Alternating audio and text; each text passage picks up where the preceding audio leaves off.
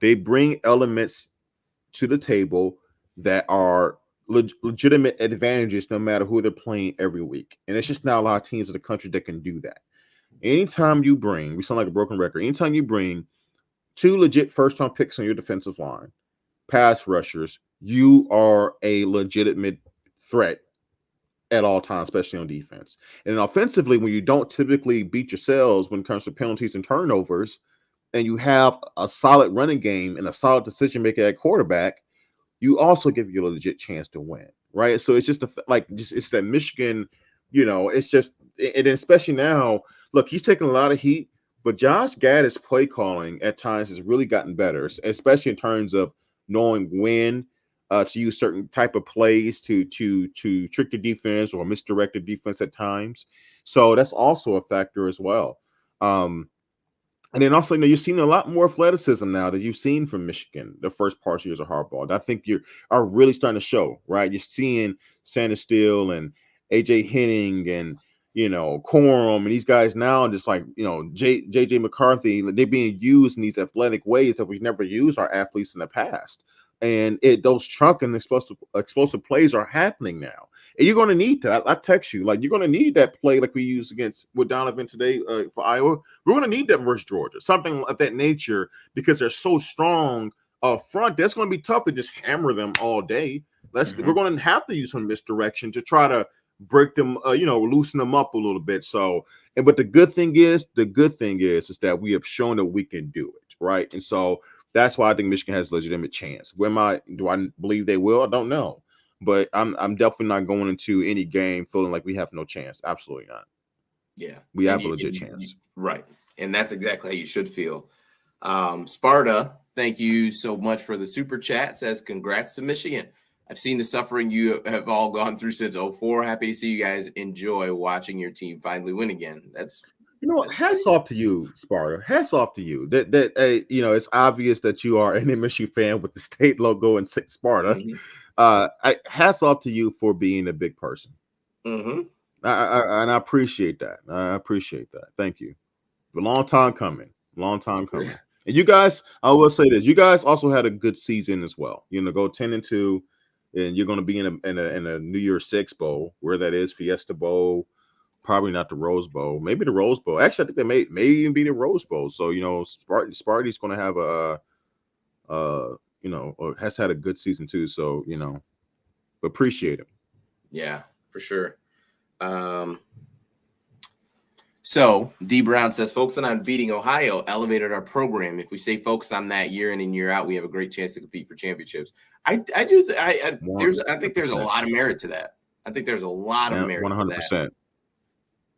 Just having that 100%. Focus, that drive. Mentality. It's the mentality, right? I think what Michigan did, what you saw for the first time in a long time, I think, with this team was the embrace of the underdog and something to prove in this rivalry versus Ohio State. And, and this team all year, they played with an edge. They played focused. They played with confidence and just a mental toughness that was just never broken.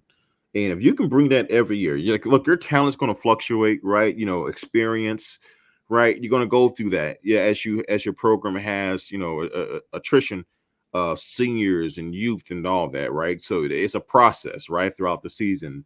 But if you can keep the right intangibles in terms of your mental toughness, the right culture, and the right juice in the program that you're bringing week to week, you really give yourself a chance to win those championships, like D Brown is saying, because as you're going along that path to get here, you're just putting yourself in best position to do it, right? Because, and say you're younger at the beginning of the season. Well, if you have the right culture, by the time you get towards the end of the season, you're ready to win those championships, right? And if you're in position, you'll capitalize. So I 100% agree with you, D Brown.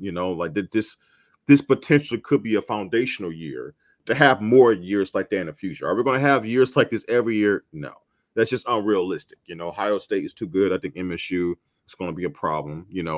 We'll see what Mel Tucker does. And then also Penn State, James Franklin, he is who he is, but they're always respectable. So, yeah. Dudley Dawson says, I'm betting on Michigan because at the end of the day, I like our leadership. But I mean, look at UGA. They had no leadership today.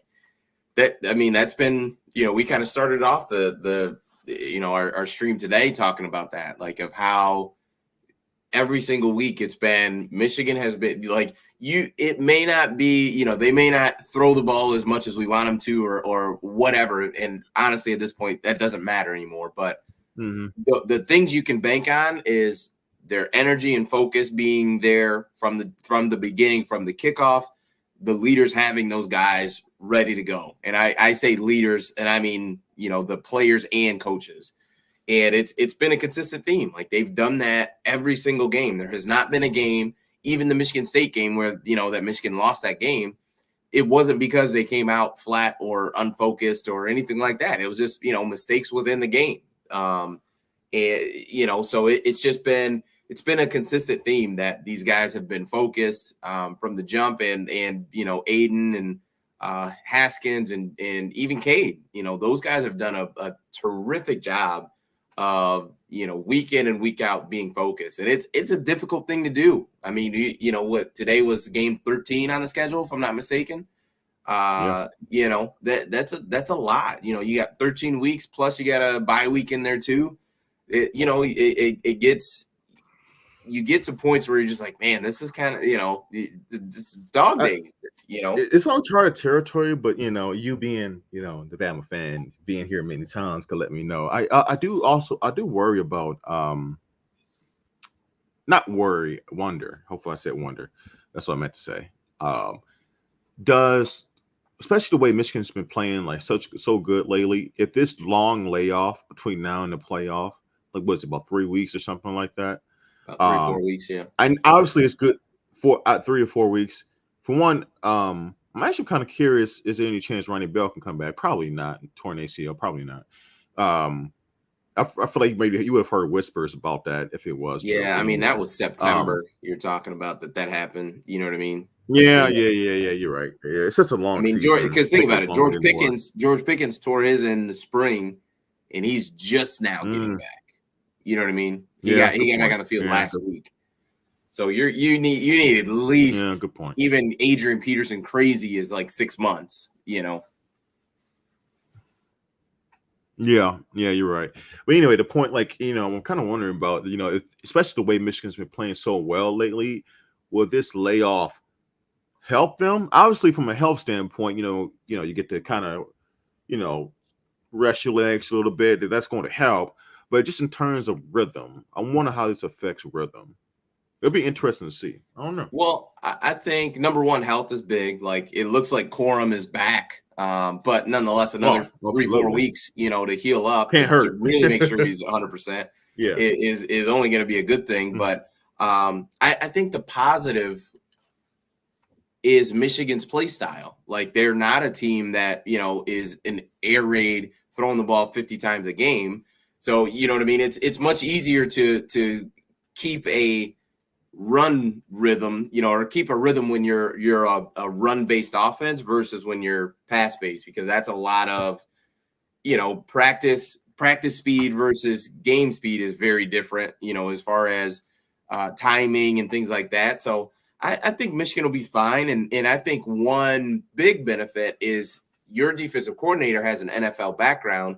Him getting 3 to 4 weeks to really do a deep dive into whoever your opponent is, whether it's Georgia, Cincinnati, whatever.